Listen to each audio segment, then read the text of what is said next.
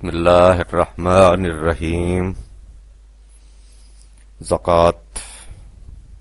زکوٰۃ کے قرآنی مفہوم کو سمجھنے سے پہلے ضروری ہے کہ اس کا مروجہ مفہوم سمجھ لیا جائے۔ اس کی روح سے جب کسی شخص کے پاس ایک خاص مقدار کے مطابق مال جمع ہو اور اس پر 1 سال گزر جائے تو اس کے لیے ضروری ہے کہ اس کا ایک خاص حصہ عام طور پر 2.1/2% خدا کی راہ میں دے دے۔ مال کی اس مقدار کو جس پر زکوٰۃ واجب ہو جاتی ہے نصاب کہتے ہیں، اور جس نسبت سے اس میں سے زکوٰۃ نکالی جائے اسے شرع کہا جاتا ہے۔ عام طور پر نصاب حسب ذیل بتایا جاتا ہے۔ نمبر 1، چاندی 52.5 تولہ، 2، سونا 7.5 تولہ، 3، اونٹ 5 راس، 4، گائے 30 راس، 5، بکریاں 40 راس وغیرہ وغیرہ۔ اس کے ساتھ ہی یہ بھی کہا جاتا ہے کہ اگر اسلامی حکومت قائم ہو تو اسے چاہیے کہ لوگوں سے زکوٰۃ وصول کرے۔ اگر ایسی حکومت نہ ہو تو لوگ اپنے طور پر زکوٰۃ خرچ کر دیں، لیکن حکومت ہو یا افراد، زکوٰۃ خرچ کی جائے گی انہی مصارف پر جن کا تعین کر دیا گیا ہے۔ قرآن کریم میں زکوٰۃ دینے کا حکم تو آیا ہے جس کی تفصیل ہم آگے چل کر بیان کریں گے، لیکن جن باتوں کا ذکر اوپر کیا گیا ہے یعنی نصاب، شرح، مدت وغیرہ، ان میں سے کوئی بات بھی قرآن مجید میں نہیں ہے۔ کہا یہ جاتا ہے کہ کم از کم مصارف زکوٰۃ کی تصریح تو خود قرآن کریم نے کر دی ہے۔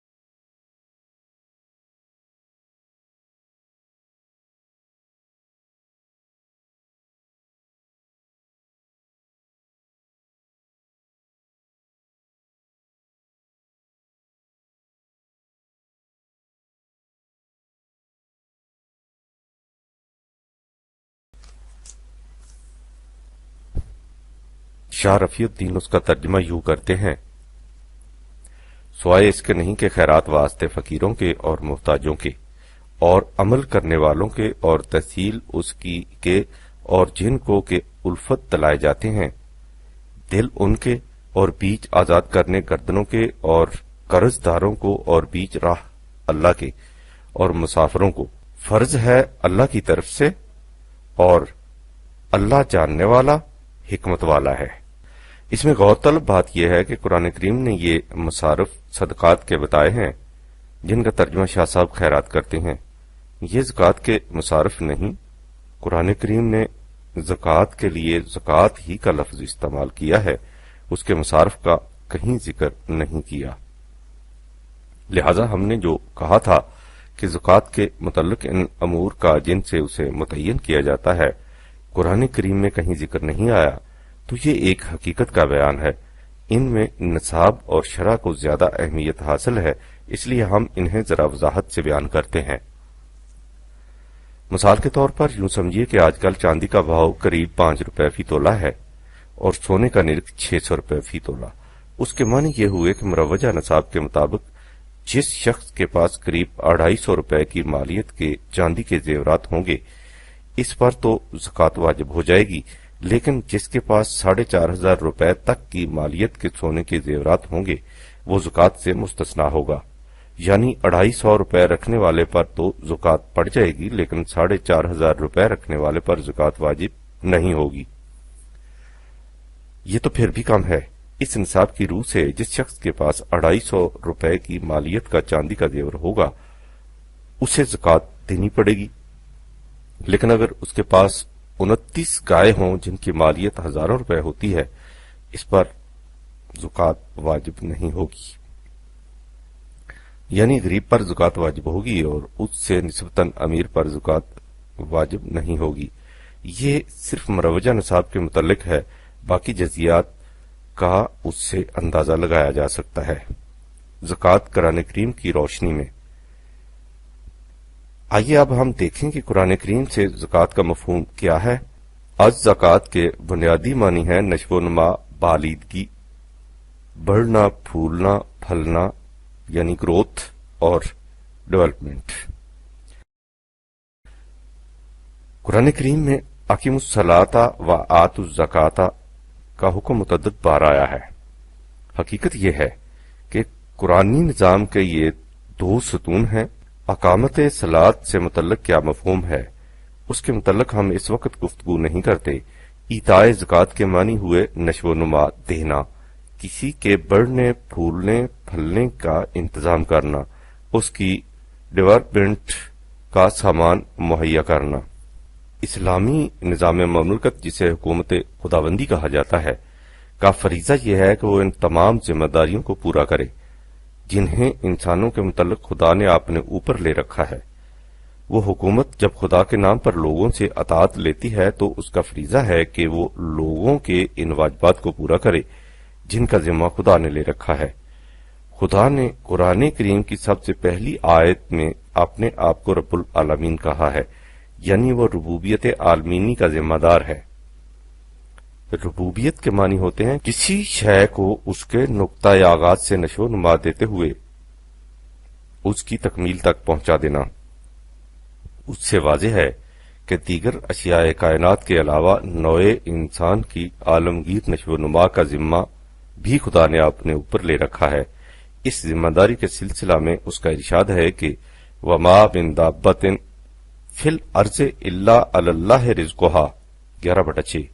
زمین میں کوئی ذی حیات ایسا نہیں جس کے رزق کی ذمہ داری اللہ پر نہ ہو، اور خود انسانوں کے سلسلہ میں فرمایا نحن نرزقکم وإیاہم 6/152۔ ہم ان کے اور ان کی اولاد کے رزق سامان زیست کے ذمہ دار ہیں۔ خدا کی یہ وہ ذمہ داریاں ہیں جنہیں پورا کرنے کے لیے جماعت مومنین اسلامی نظام کو متشکل کیا گیا تھا، یعنی ان کی ذمہ داری تھی کہ وہ ایسا نظام قائم کریں جس سے تمام افراد انسانیہ کو ان کی نشو و نما کا سامان ملتا رہے۔ اسے اس نے ایتاء زکوٰۃ سامان نشو و نما دینے کی اصطلاح سے تعبیر کیا ہے۔ دیکھیے اس حقیقت کو قرآن کریم کس قدر وضاحت سے بیان کرتا ہے۔ سورہ الحج میں ہے الذین ان مکناہم فی الارض اقاموا الصلاۃ و آتوا الزکاۃ 22/40۔ یہ مومنین وہ ہیں کہ اگر انہیں زمین میں حکومت مل گئی تو یہ اقامت صلاۃ کریں گے اور زکوٰۃ دیں گے۔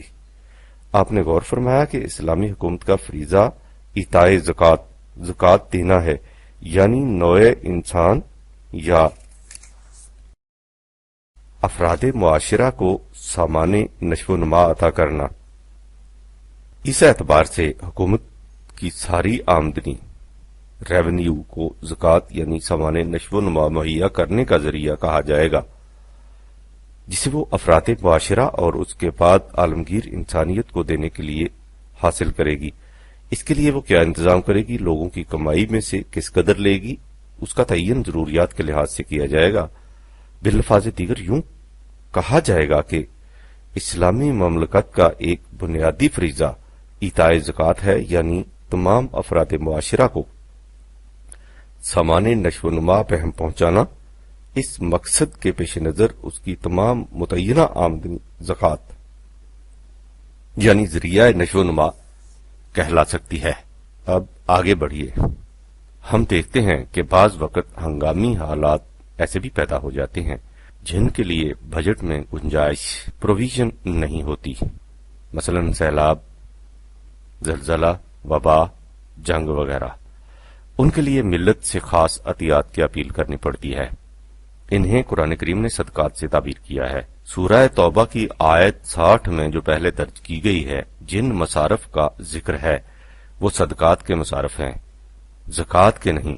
ان تصریحات سے واضح ہے کہ جو کچھ آج کل زکوٰۃ کے نام سے دیا جاتا ہے وہ زکوٰۃ نہیں، اسے آپ خیرات کہہ سکتے ہیں۔ زکوٰۃ کے لیے اسلامی حکومت کا ہونا ضروری ہے۔ اسلامی حکومت زکوٰۃ دیتی ہے، یعنی لوگوں کے لیے سامان نشو و نما بہم پہنچاتی ہے۔ اس فریضہ کی ادائیگی کے پیش نظر اسلامی مملکت کی ساری آمدنی زکوٰۃ یعنی ذرائع نشو و نما کہلا سکتی ہے۔ اس آمدنی کی نہ کوئی غیر متبدل شرح ہے، نہ خاص نصاب۔ حکومت اسے ضروریات کے مطابق خود متعین کرتی ہے۔ نبی اکرم صلی اللہ علیہ وسلم اور خلافت راشدہ نے اسے اس وقت کی ضروریات کے مطابق مقرر کیا ہوگا۔ ہنگامی حالات کے لیے عطیات کو صدقات کہا جاتا ہے۔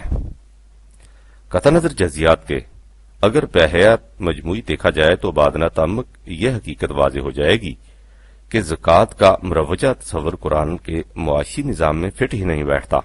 جیسا کہ آپ سابقہ ابواب میں دیکھ چکے ہیں، قرآن کے معاشی نظام کے اساسی عناصر یہ ہے کہ فاضلہ دولت افراد کے پاس نہیں رہتی اور دولت جمع کی ہی نہیں جا سکتی۔ اس کے برعکس زکوٰۃ کا مروجہ تصور یہ ہے کہ ایک شخص اپنی فاضلہ دولت اپنے پاس جمع رکھتا ہے اور اس پر ایک سال گزرنے کے بعد اس میں سے 2.5% روپیہ بطور زکوٰۃ دے دیتا ہے۔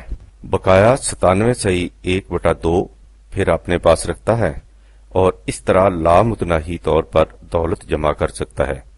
زکوٰۃ کا مروجہ تصور پیدا کیسے ہوا، اس کی تفصیل دلچسپ بھی ہے اور عبرت آموز بھی۔ سورہ توبہ کی حسب ذیل آیات سابق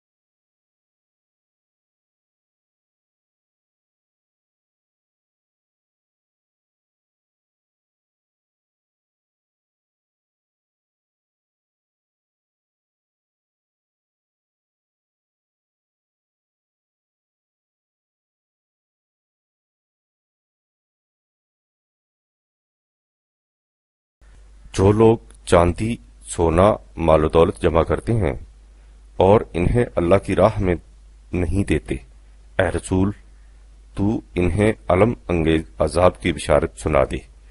یہ عذاب اس دن واقع ہوگا جب چاندی سونے کے ان جمع کردہ سکوں کو دوزخ کی آگ میں تپایا جائے گا اور ان سے ان کی پیشانیوں، پہلوؤں اور کمر کو داغا جائے گا اور ان سے کہا جائے گا کہ یہ ہے وہ دولت جسے تم نے اپنی ذات کے لیے جمع کر رکھا تھا، سو اب اس جمع شدہ مال کے لائے ہوئے عذاب کا مزہ چکھو۔ یہ آیات اپنے مطالب کے لیے بالکل واضح ہیں۔ ان کی روح سے مال و دولت کا جمع کرنا شدید ترین عذاب کا مستوجب ہے۔ ابو داؤد کی ایک روایت میں ہے کہ ابن عباس کہتے ہیں کہ جس وقت یہ آیت نازل ہوئی والذین ینکزون الذھب والفضہ، تو مسلمانوں پر اس کا خاص اثر ہوا، یعنی انہوں نے اس حکم کو گراں خیال کیا۔ حضرت عمر نے لوگوں سے کہا میں تمہاری اس فکر کو دور کر دوں گا اور اس مشکل کو حل کر دوں گا۔ پس عمر رسول اللہ کی خدمت میں حاضر ہوئے اور عرض کیا یا نبی اللہ، یہ آیت آپ کے صحابہ پر گراں گزر رہی ہے، آپ نے فرمایا خداوند تعالیٰ نے زکوٰۃ اس لیے فرض کی ہے کہ وہ تمہارے پاکی مال کو پاک کر دے۔ ابن عباس کہتے ہیں کہ حضور کا یہ بیان سن کر عمر نے جوش مسرت سے اللہ اکبر کہا۔ ابو داؤد باہوالا مشکات کتاب الزکوٰۃ، اردو ترجمہ، شائع کردہ نور محمد، کارخانہ تجارت، کراچی۔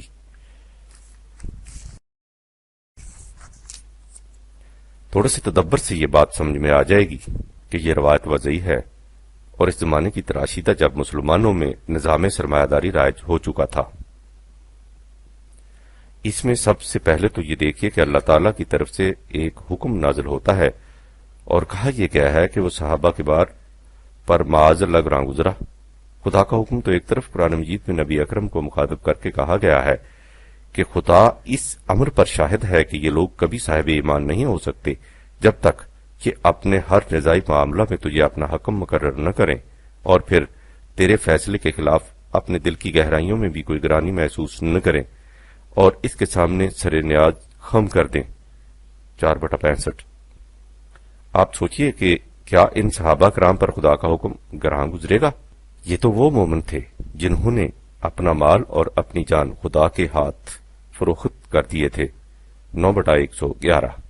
پھر ان کبیدہ خاطر صحابہ کی نیابت کے لیے اپنے آپ کو پیش کون کرتا ہے؟ حضرت عمر، جن کی حالت یہ تھی کہ ان کی خلافت کے زمانے میں بھی ان کے تہبند پر 12 پیوند لگے ہوتے تھے اور خدا کے حکم کے الرغم 97.5% مال و دولت جمع رکھنے کے جواز کا فیصلہ وہ ذات گرامی دیتی ہے جس نے سربراہ مملکت ہونے کے باوجود کبھی ایک فالتو پیسہ بھی اپنے گھر میں نہیں رکھا، حتیٰ کہ روایت میں ہے کہ مرض الموت کے ایام میں حضور کے ہاں 7 دینار تھے۔ حضور فرماتے تھے کہ انہیں صدقہ کر دو، لیکن اس کے بعد حضور پر غشی طاری ہو گئی اور سب لوگ آپ کی تیمارداری میں مصروف ہو گئے۔ آپ کو ہوش آیا تو فرمایا وہ دینار لے آؤ۔ دینار کو حضور نے اپنے ہاتھ پر رکھ کر کہا کہ محمد کا اپنے رب پر کیا گمان ہوگا جبکہ وہ اپنے رب کو ملے اور اس کے پاس یہ دینار ہوں۔ پھر حضور نے انہیں خود صدقہ کر دیا۔ باہوالا آسا السیر حکیم داناپوری۔ کیا یہ رسول صلی اللہ علیہ وسلم اپنی امت کے لیے روا رکھیں گے کہ وہ بے حد و نہایت مال جمع کرتے رہیں اور اس میں سے 2.5% سالانہ خیرات کر دیا کریں، باقی مال حلال و طیب ہو جائے گا؟ آج تک کہا یہ جاتا رہا کہ زکوٰۃ کا نصاب اور شرع نبی اکرم کے مقرر فرمودہ ہیں اور ہمیشہ کے لیے غیر متبدل، لیکن اب زمانے کے تقاضوں نے خود ان حضرات کو اپنا موقف تبدیل کر دینے پر مجبور کر دیا ہے۔ مثلا جماعت اہل حدیث احادیث کا اتباع بڑی شدت سے کرتی ہے۔ اس کے ترجمان ہفت روزہ اہل حدیث لاہور کی 16 اگست 1974 کی اشاعت میں ایک مقالہ شائع ہوا جس میں کہا گیا، خوشحال معاشرہ کا قیام اسلام کا بنیادی نظریہ ہے۔ زکوٰۃ کی فرضیت بھی اسی نقطۂ نظر سے ہوئی ہے، تاہم جس معاشرہ اور ماحول میں اس عمل کو فرض کیا گیا ہے وہ آج کل کے ماحول اور معاشرے سے قدرے مختلف تھا۔ اس سلسلہ میں قانون ضرورت کو بنیاد بنایا جا سکتا ہے۔ شرعی قانون کی روح سے زکوٰۃ 4 اشیاء پر فرض ہے: مویشی، غلہ اور پھل، نقدی، سونا چاندی، تجارت۔ پہلی مددات تو بحال ہی قائم ہیں، مگر جہاں تک مال کی تجارت کا تعلق ہے اس کا میدان اب بہت وسیع ہو چکا ہے، لہذا اس معاملہ میں اب مزید غور و فکر کی ضرورت ہے۔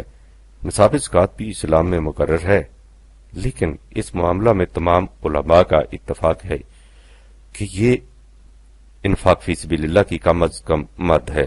زکوٰۃ کا یہ نظام جب رائج کیا گیا تو اس وقت طلب اور رزق کی ضرورت کے مطابق تھا۔ زکوٰۃ کا مقصد صرف یہ نہیں کہ مقررہ اموال میں سے معینہ مقدار ادا کر دی جائے، چاہے وہ معاشرتی ضروریات کا 1% ہی پورا کرے۔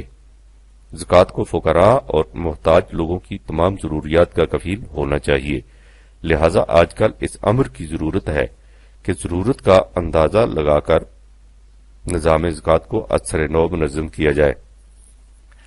اور آگے بڑھیے، اتباع حدیث مملکت سعودی عرب کا سرکاری مسلک ہے۔ رابطہ العالم الاسلامی مکہ مکرمہ ایک طرح حکومت کا تنظیمی ادارہ۔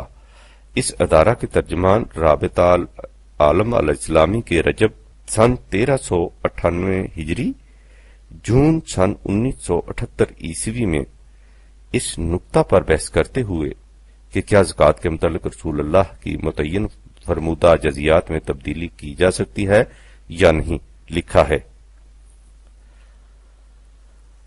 अला अन मकसूदा बिज़्ज़कात अन तस्दा हाजतल मुहताजीना व तफरजुल अज़मात फ़इन लम तफरज अल अज़मा फाना वज़ा अल कद्र अल मफरूज ला याफी मिनल मसऊला व